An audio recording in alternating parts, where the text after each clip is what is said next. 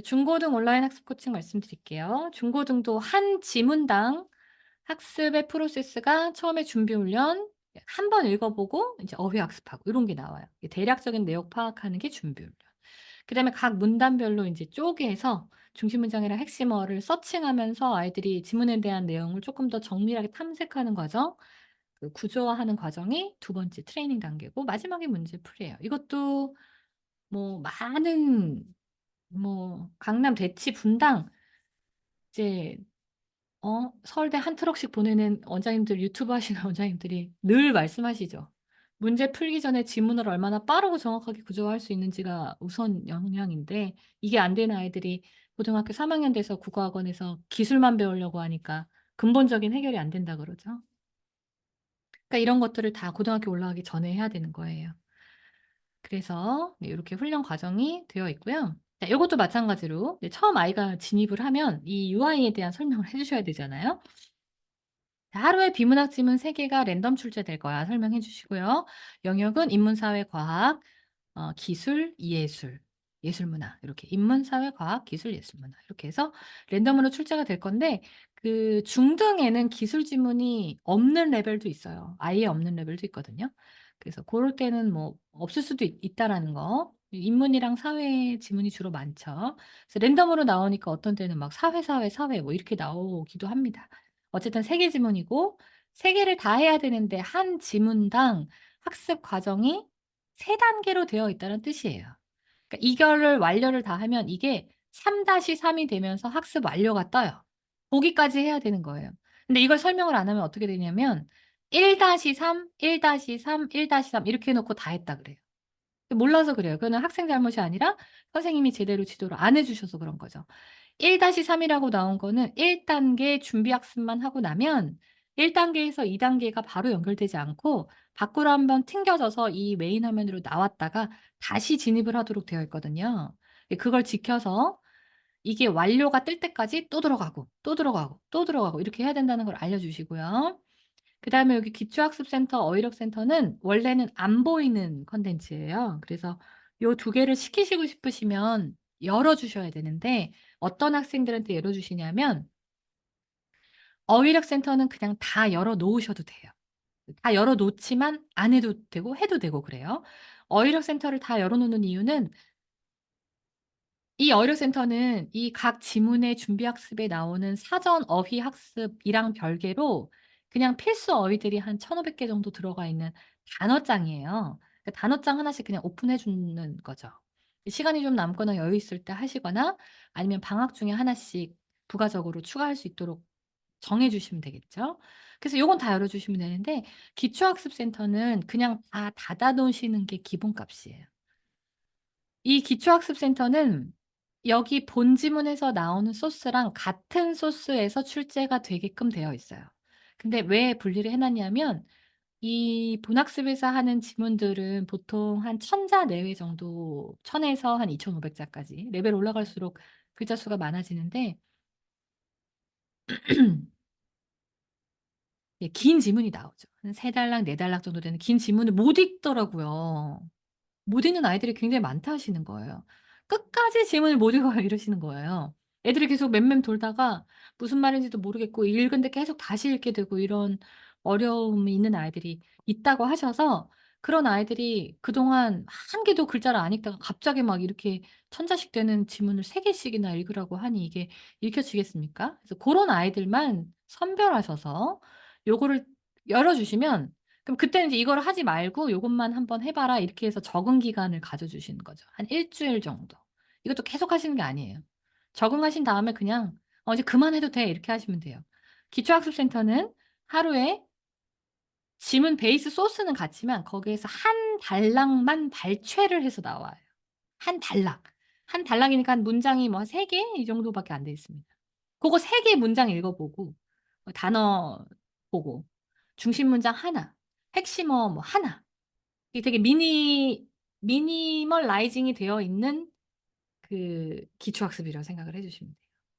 그래서 학습이 꼭 초등학교 학습하는 것처럼 형태로 되어 있습니다. 그러니까 보편적인 아이들이 시키실 필요가 없고, 상위권 집단이면 더더욱 여겨 주실 필요가 없고, 한 1 주일 정도 시켜 봤는데 애가 너무 애먹고 막 계속 어렵다 그러고 막 형편없어요, 성취도가. 그런 아이들 옆에 앉혀서 면담을 좀 하시면서 어떤 부분이 어려운지 물어보세요. 그러니까 "지문의 내용이 어려운 거야? 아니면 지문의 글자를 읽는 것 자체가 어려운 거야?" 이렇게 물어보신 다음에 "그냥 글자를 봐도 무슨 말인지 잘 안 들어와요." 막 애가 이러면 이제 위로를 좀 해 주시고 "그래, 그럴 수 있지. 그동안 너무 잘 안 읽어 봐서 그러는데 그러면 일단 일 주일은 요거 하지 말고 선생님이 기초학습센터 열어 줄 테니까 일 주일 동안은 기초학습센터만 하자." 이렇게 해 주시면 됩니다. 그럼 기초학습센터를 얼마나 하냐.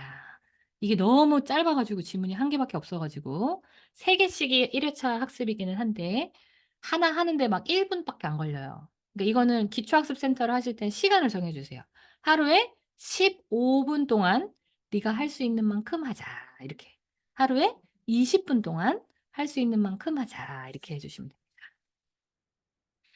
자 이제 이게 기본이고요. 여기 아까 위에 제가 학습 경험치는 앞에서 자세히 말씀을 드려서 넘어가겠습니다. 요건 내가 획득한 경험치 이렇게 쌓여가는 거예요. 여기 보시면 요 이제 이 아라비아 숫자로 되어 있는 것이 실제 레벨 1 부터 15 레벨까지 레벨. 여기 로마 숫자로 되어 있는 것이 이정표, 이정표예요. 3 레벨에서 예를 들어 뭐 1,800 점을 받아야 된다는 거예요. 너무 지금 채워야 될 목표 점수가 너무 많죠. 우리가 도달해야 될 지점이 너무 멀면 이 동기부여가 좀 떨어지잖아요. 도달해야 될 지점이 좀 임박했을 때 그 막판 스퍼트를 발휘할 수 있는 힘이 생기죠. 그래서 저희가 좀 머리를 써서 이걸 쪼개 놨어요. 3 레벨에 도달해야 될 점수는 1,200 이지만 요거를 5 등급으로 이정표를 탁탁탁탁 두부 자르듯이 쪼개 가지고 구간을 나눠 가지고 구간별로 3-1이 뭐 한 300, 3-2도 뭐 한 300 이렇게. 그럼 아이들이 이거 하루에 50-60 점씩 채우면 한 4-5번 하면 이게 쭉쭉 차잖아요. 그러니까 이거 차는 맛을 보라고 이렇게 해 놓은 것뿐이에요. 알고만 계시면 됩니다. 그래서 3-1이나 3-5나 난이도의 차이가 있는 것이 아니라 이거는 인제 학습을 좀 견인하기 위해서 좀 더 열심히 하라는 채찍질의 의미로 요렇게 네 레이스 구간을 나눠 놓은 의미다. 실전학습센터 중요합니다. 실전학습센터는요. 이거 별도의 설정이 원래 없었는데 이것도 설정을 하도록 저희가 이번에 바뀌었어요. 그 설정해 주셔야 열려요. 실전학습센터는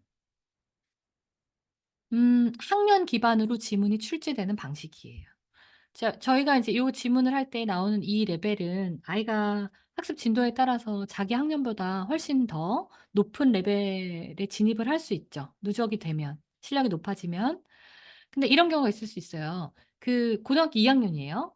그 조교육이 부족해서 매일 국어를 열심히 좀 늦었지만 열심히 하고 있는 아이인데 얘는 현재 레벨이 6 레벨인 거예요. 기초가 너무 없어서. 6 레벨 중등 지문으로 열심히 하고 있는데 얘가 이제 구호 모평을 봐야 돼요, 다음 주에. 그럼 6 레벨로 하는 게 독해력을 키우는 데는 물론 기본적인 어 역량에는 도움이 되지만 실제로 얘가 그 모의고사 구 모평을 평가원 시험을 보는데 뭐 문제 유형을 좀 익힌다든지 이런 데는 거리가 너무 멀잖아요. 그때 이걸 하는 거예요.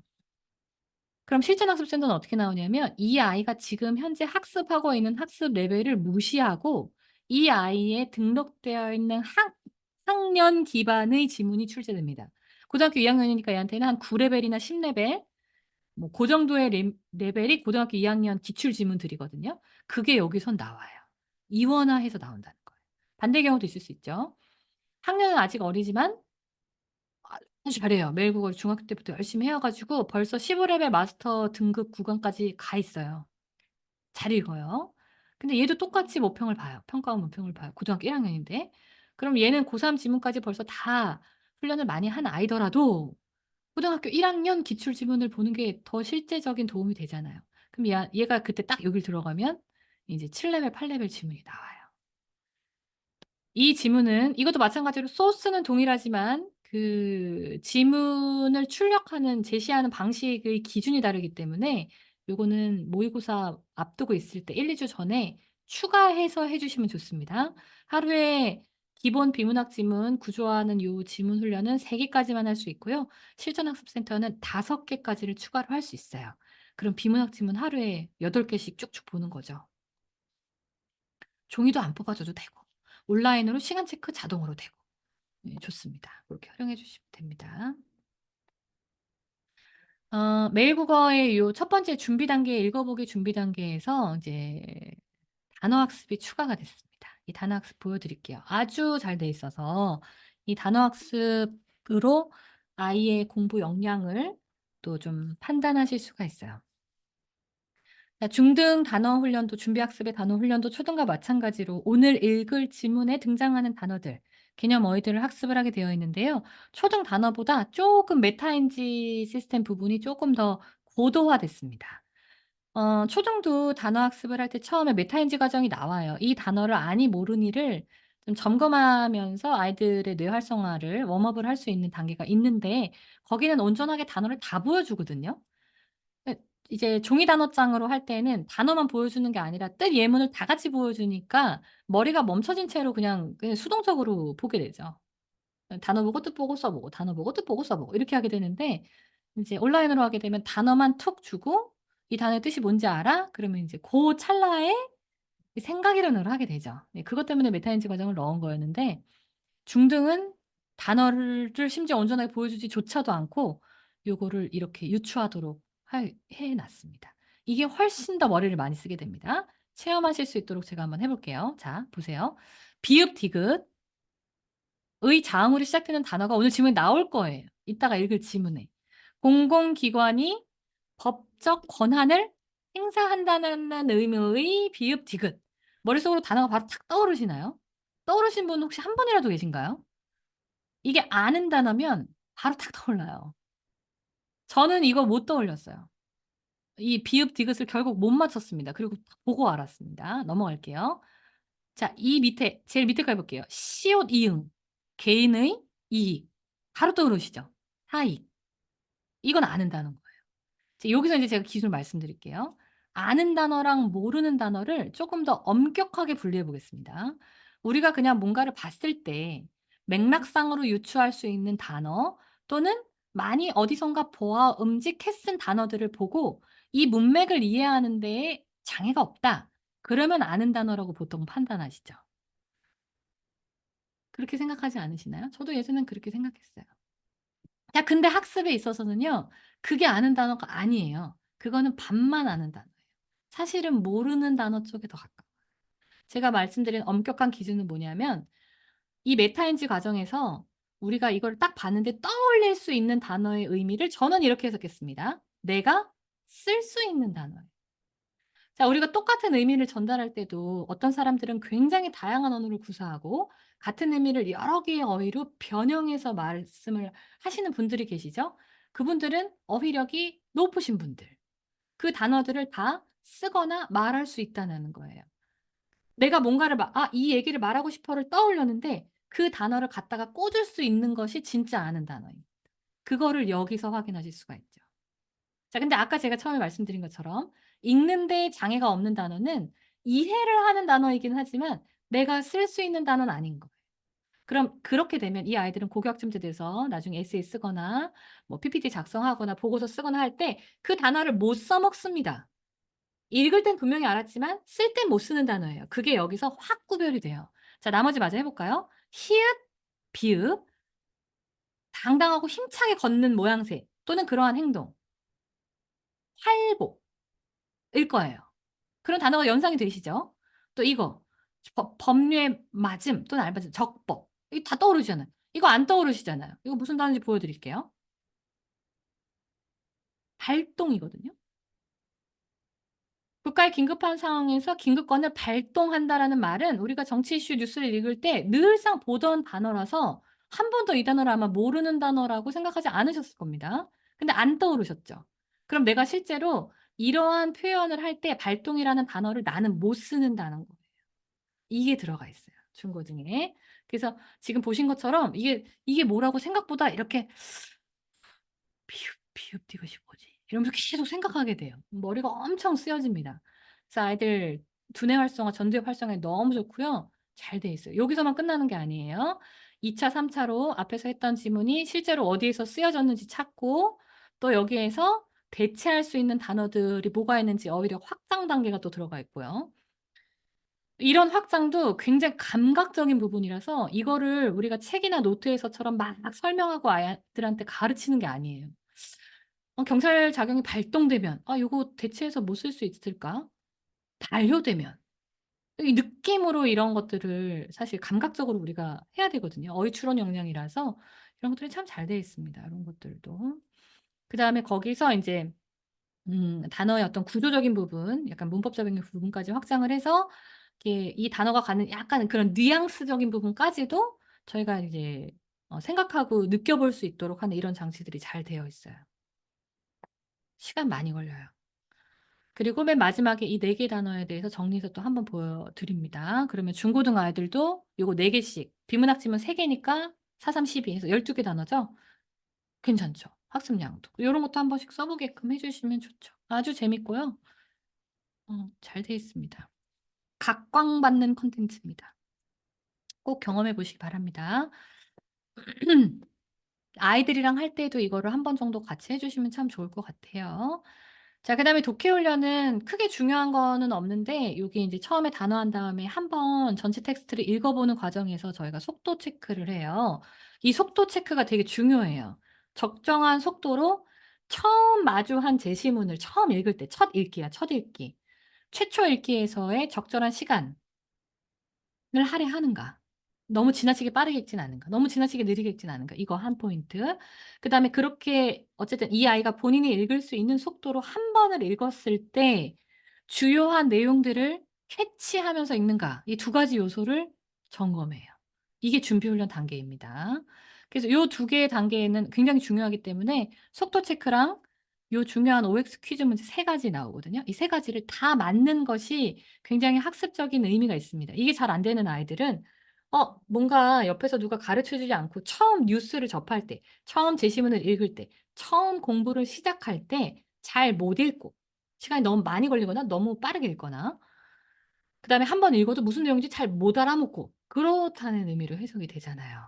그래서 첫 번째 읽기 굉장히 중요하고 물론 우리가 아이들의 전체 내용을 이렇게 축약해서 구조화해서 머릿속에 기억하기 좋은 저장 상태를 체인지하는 이런 훈련을 계속하지만 하면서 역량을 키우지만 이건 어쨌든 두 번, 세 번 읽는 거라서 첫 번째 읽기랑은 쪼끔 의미가 다르거든요. 그래서 이 부분의 지표가 중요하다는 내용을 전달해 주시는 게 중요합니다. 여기 중심 문장 찾기, 핵심어 찾기 이런 거는 아이들이 치고받고 지지고 볶고 실수하고 틀려가면서 막 짜증 내면서 늘어요. 그래서 이거는 따로 코멘트 해 주실 게 없어요. 요건 있어요. 처음 읽을 때 대충 읽고 넘기지 마. 또 지나치게 너무 막 이렇게 동그라미 치면서 읽지 마. 유려한 속도로 읽는 거예요. 자연스러운 속도로 읽을 때 너의 속도 체크를 할 필요가 있어. 자연스러운 속도로 읽었을 때 내용을 내가 탁탁 캐치 '아 이거 느낌 있다. 이거 중요한 내용이다. 아 요거 좀 이따 OX 퀴즈 나오겠네.' 중요도 선별이 작정하고 하는 게 아니라 자연스러운 속도로 읽었을 때 이렇게 딱 머릿속에 들어와야 된단 말이에요. 그 느낌을 가졌을 때 굉장히 쾌감이 있거든요. 처음엔 물론 안 되겠지만. 그래서 자연스러운 속도로 읽을 때 속도와 정확도를 우리가 체크하는 것이 "그것이 너의 역량이다."라고 꼭 얘기를 해 주시면 되겠습니다. 뭐 문제풀이야 지가 푸는 거니까 해설 다 나오고요. 그냥 나중에 결과만 봐 주시면 돼요. 자, 그래서 요렇게 세 개로 되어 있는데 인제 문제는 뭐냐면 이거 점수 결과를 보시는 방법을 아셔야 되잖아요. 그 제가 알려드릴게요. 이게 좀 어려운데 요거는 다음 시간 금요일 날 첫 시작을 할 때 제가 이제 오늘 과제 내 드린 걸로 검사를 좀 할 거예요. 그때 실제로 해석을 어떻게 하는지를 다시 보여 드릴 거니까 오늘은 '아 대략 이런 것들이 있구나.'만 알아주시면 되겠습니다. 일단 첫 번째는요. 요 3개 훈련을 했을 때 이게 세 단계를 모두 다 통합해서 받을 수 있는 포인트의 총량이 30 이라고 말씀드렸죠. 근데 지문 3 개니까 30, 30, 30 해서 이제 90 포인트 중에서 산정이 되는 거예요. 그런데 이 단계별로 받을 수 있는 점수가 원래는 12, 12, 6 이었어요. 원래는 12, 12, 6 이었는데 지금은 이제 여기에 어휘 훈련이 추가가 되면서 점수 배점이 쪼끔 달라졌습니다. 여기가 10, 여기는 그냥 12, 여기가 8 이에요. 10, 12, 8 이해되시죠? 자, 그러면 이제 그 10, 12, 8이 어떻게 점수가 나오느냐? 그럼 여기서 독해의 속도를 적정한 속도로 읽었느냐에서 이제 먼저 모수 점수를 책정하고요. 그러면 그 모수 점수가 적정 범위에 들어와 있을 때 독해 정확도가 3 문제를 다 맞으면 온전한 점수를 주고, 2 개만 맞으면 뭐 깎고, 하나만 맞으면 뭐 더 깎고, 독해 정확도가 빵이다, 한 문제도 못 맞췄다 그러면 아예 점수를 주질 않아 버려요. 그러니까 속도만 좋다고 되는 게 아니라 속도와 독해 정확도가 같이 가야지 점수를 받을 수 있는 거. 그다음에 어휘 이해도에서도 소폭의 배점이 들어가 있습니다. 이 두 개를 합쳐서 10점 만점으로 나오는 거예요. 7점, 3점 이렇게 나와요. 7점, 3점. 사실 자세히 모르셔도 돼요. 한 번은 그냥 설명해 드리는 거예요. 그다음에 독해 훈련에서는 중심 문장 찾기에서 클릭 수의 그 이탈 범위에 따라서 만점을 다 받고 아니면 또 감점되고 이렇게 해서 0 점까지 가는데 6 점, 6 점씩이에요. 그래서 12 점.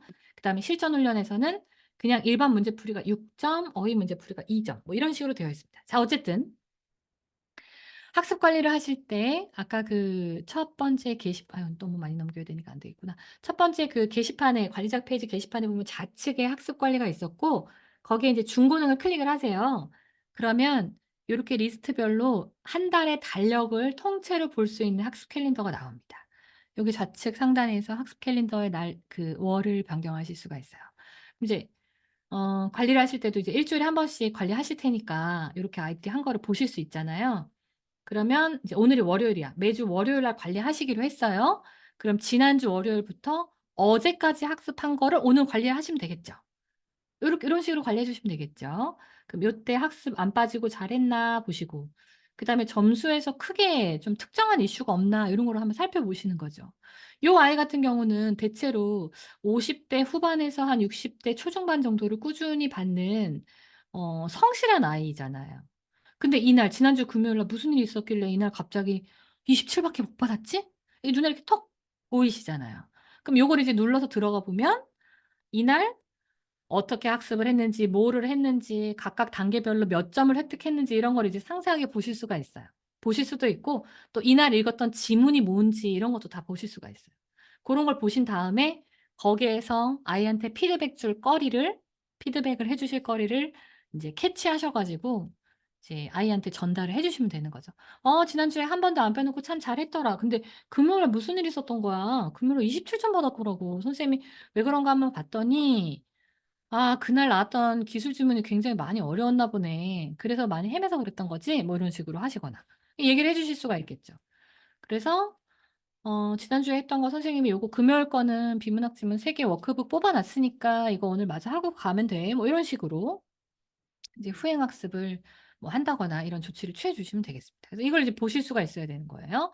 자, 저는 좀 잘 된 학습을 하나 보여 드릴게요. 무려 83 점을 받았습니다. 90점 만점인데 어느 정도로 해야 83 점이 나오는지 한번 보시죠.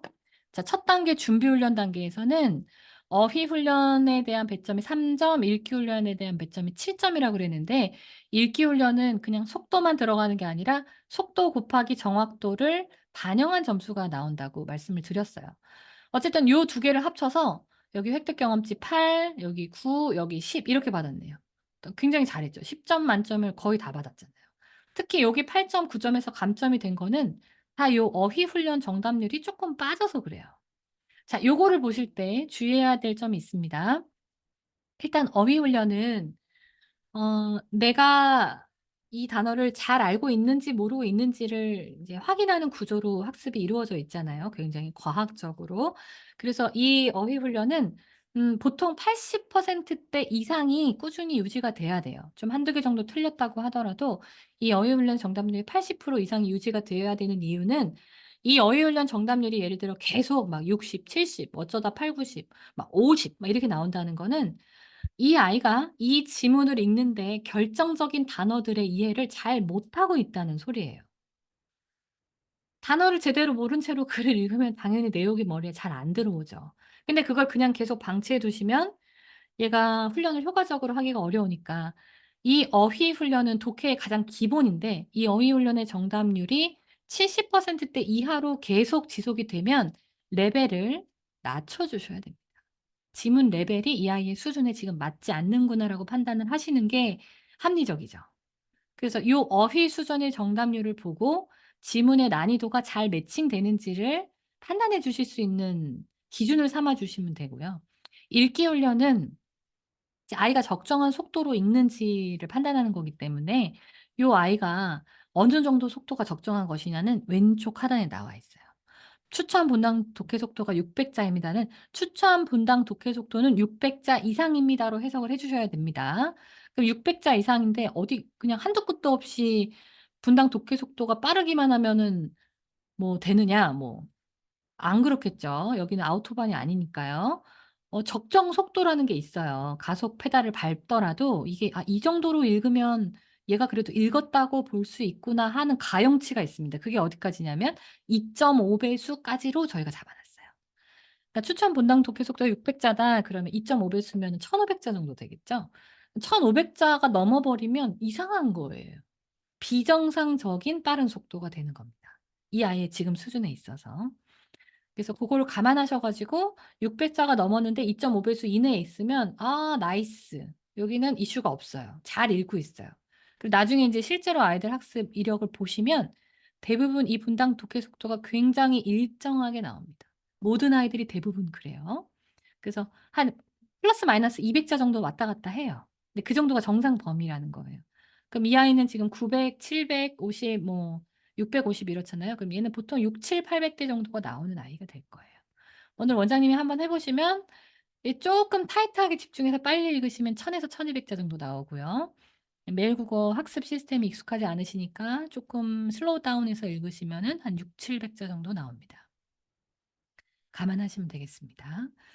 그래서 분당 독해 속도 맞는지 체크하고 읽어보기 퀴즈가 진짜 아무리 우리가 타협해도 두 문제 이상은 꼭 맞아야 돼요.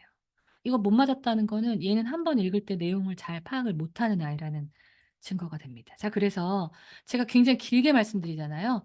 이 준비 훈련 단계가 이 아이가 지금 가지고 있는 현 상황에 대한 데이터예요.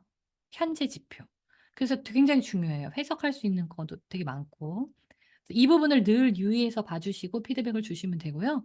나머지 부분은 뭐 실전 대비 훈련 문제풀이가 뭐 계속 빵점이 나온다든지 이렇지 않으면 여기에 대해서는 사실 크게 하실 말씀이 없어요. 그다음에 매일 국어를 사용하시는 학원이 다 국어 원장님 아니시잖아요. 그러니까 국어적으로 뭐를 설명해 주신다는 건 더더욱 불가능해요. 사실 처음부터 아예 하지 않으시는 게 좋아요. 국어 학원이더라도.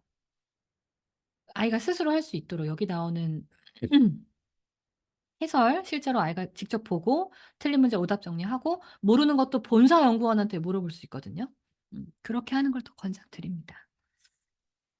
자 그다음에 인제 중심 문장 핵심어 찾기는 여기 뭐 저희가 다 정해 놓은 그 프로그래밍이 되어 있는 부분이라서 자동으로 다 점수가 잡히게끔 될 거예요. 그리고 실제로 해 보면 중심 문장 핵심어 찾는데 늘 클리어하게 퍼펙트가 나올 수가 없습니다. 한두 번, 두세 번 정도 미스클릭 나오니까 고런 거는 큰 이슈가 아니고 예를 들어 이럴 수는 있어요. 중심 문장 찾기 5개 찾는데 여기 중심 문장 여기 보시면 왼쪽에 있는 것이 아이가 클릭한 횟수, 오른쪽에 있는 것이 그중에서 정답을 클릭한 개수예요. 6 번을 클릭을 했는데 5 개가 정답이었다는 거니까 한 번이 실수가 있었다는 거죠. 잘했죠. 근데 이런 때가 있어요. 중심 문장 찾기가 여기 뭐 49 퍼 오 그러면 49 번을 클릭했다는 거잖아요. 어떤 일이 있었을까요?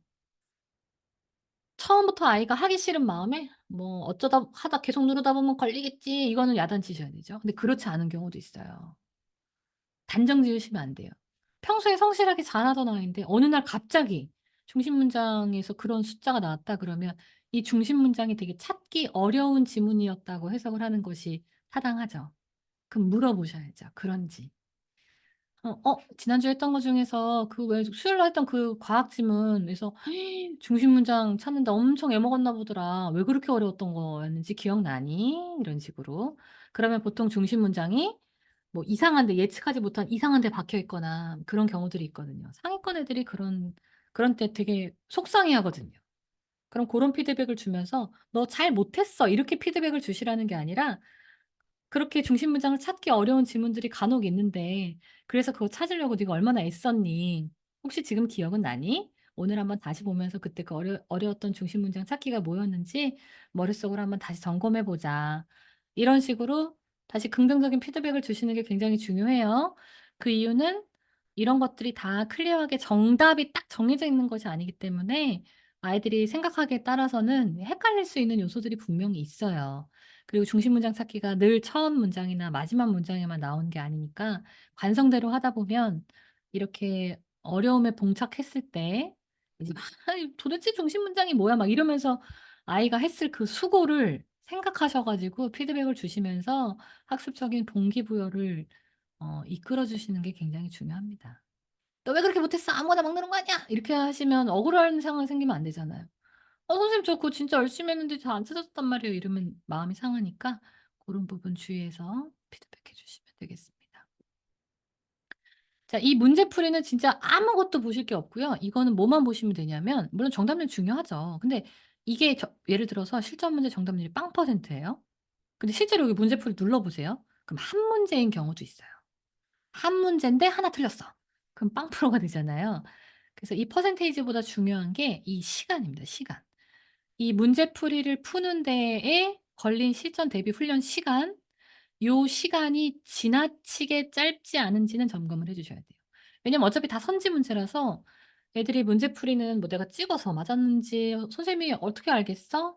이렇게 하면서 이제 꾀를 부리는 아이들이 있을 수 있어요. 막 이렇게 찍거든요. 그럼 여기 실전 대비 훈련 시간에 초가 뭐 3 초, 뭐 이렇게 12초 이렇게 나오죠. 안 풀었다는 거예요. 그러면 혼내 주셔야 돼요. 그때는 따끔하게 혼내 주셔야 돼요. 왜냐면 그건 기만 행위니까.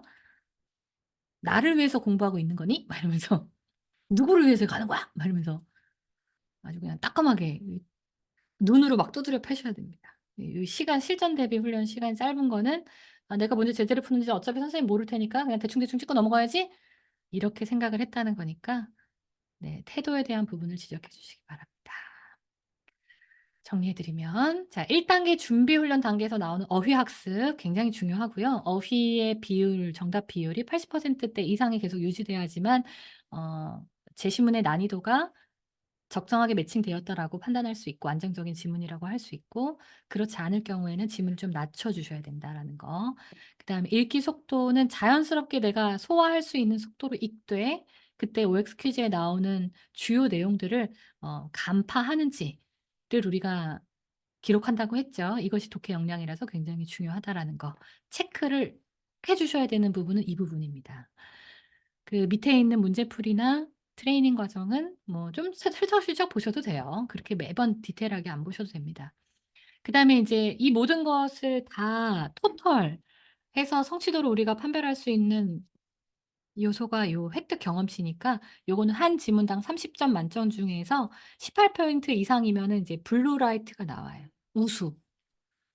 네. 18 포인트 이상 받는 게 그렇게 어렵다는 거예요. 그 지문이 3 개니까 54 XP 이상이면 아이들이 이제 여기서 요거 보셨죠? 여기서. 여기서 요 블루 라이트가 나온다는 거예요. 이런 경우가 있을 수 있어요. 원장님께서 쪼끔 이제 프로그램을 사용하시다가 학기 중이나 시험 기간 중에 요런 때 지문 3 개씩 하기는 좀 힘들잖아요. 그럼 지문을 그렇다고 하지 말라고 하지 마시고 하나씩으로 줄여 주시면 되죠. 시험 기간 중이라도 1 개씩은 우리가 감 떨어지지 않게. 아니 왜냐하면 너도 어차피 시험도 한글로 보잖아. 글자 이거 글자로 영상으로 보는 거 아니잖아. 텍스트로 보잖아. 그러니까 이렇게 기름치듯이 매일 그거 하루에 하나씩만 하자. 그 조정해 주실 수가 있어요. 그러면 하나로 줄이게 되면 3개 하다 하나로 줄이면 모수가 30 밖에 안 되니까 90 에서 30 으로 낮아지니까 당연히 그게 점수 기준이 변해야 되겠죠. 이제 고럴 때는 이제 18 포인트 이상이면 파란색이 나오게 되어 있어요. 그래서 개수에 따라서 요거는 자동으로 비율제로 반영이 되니까 컬러를 보고 판단을 하시면 됩니다. 점수를 외우실 필요는 없고요. 그다음에 이게 중요한데 초등은 저희가 기록을 측정하진 않죠. 아까 앞에서 설명해 드린 거에서 초등은 이 교과서라는 너무나도 이 막강하고 강력하고 너무 꼭 해야 되는 이 필수 불가결의 지문을 저희가 제시하기 때문에 이거를 되도록이면 많이 반복해서 읽고 또 하고 복습하고 거듭하고 이게 아이의 학습에 직결이 되어 있어요, 아이 성취도에.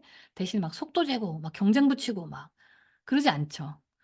별복습 같은 경우도 사실 밑에 점수가 표시가 되지만 그 애들 열받지 말라고 스트레스 받지 말라고 "너는 70 점이야." 이렇게 안 하고 예쁘게 별 색칠 이렇게 나오잖아요, 귀염귀염하게. 그래서 다시 반복 학습을 유도하고 있는데 중고등은 그러면 안 된단 말입니다. 중고등은 본인의 학습에 책임을 져야 되는 학년이에요, 이제 7 학년부터는. "너 이거 나중에 다시 할 수 있으니까 첫 번째 대충 해야지." 그런 초딩 마음가짐으로 하면 "너 안 돼. 망한다." 꼭 얘기해 주세요. 네. 그래서 처음에 할 때 집중하는 게 중요해요. 처음에 할 때 잘해야 되고.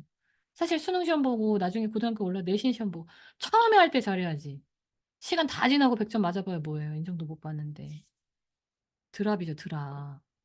그래서 시간 관리, 응? 정확도 관리 이런 거 해야 되니까 리셋 복습은 안 됩니다. 처음에 하면 그냥 도장 꽝 끝이에요. "너 읽기 속도 600자 끝." 응? 대신 이제 다시 보고 필요한 부분을 뭐 따로 노트 필기를 좀 한다든지 이렇게 할 수는 있죠.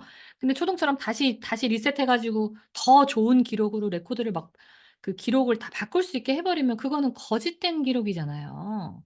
그 거짓된 기록을 만들어서 모양만 이쁘게 만들어 가지고 집에 "아 잘합니다." 이렇게 상담 보내 봐야 그건 이제 그러면 또 어머님한테 사기 치시는 거죠. "너 엄마한테 사기 칠 거야?" 이렇게 하시는 거예요. 그래서 우리가 온전하게 내 실력을 받아들이고 객관적인 시선에서 내가 지금 어떤 수준인지를 보려면 이 리셋 복습을 하면 안 되는 겁니다. 그래서 안 되게 해 놨어요. 근데 이제 원장님께서 이 두 개의 차이를 모르시면 "왜 중등은 리셋 복습 안 되냐. 리셋도 좀 하게 해 줘라. 기록이 너무 엉망으로 나왔는데 다시 해서 높이고 싶다." 안 됩니다. 기록은 내일 거 하면서 다시 집중해서 서서히 높여 가야지 우리가 한 달치 그래프도 보실 수 있고 1년 전보다 얘가 독해 속도가 얼마나 빨라졌는지 비교해서도 분석이 가능한데 이거 리셋 복습하게 하면 1년 전에도 잘했고 올해도 잘했으면은 차이점을 아실 수가 없잖아요. 그러니까 의도를 잘 이해하시면 왜 그런지를 아실 수가 있겠죠. 또 이걸 잘 이해하시고 아셔야 어머님한테도 설명을 하실 수 있겠죠. 그래서 요렇게 세 가지 설명드렸습니다.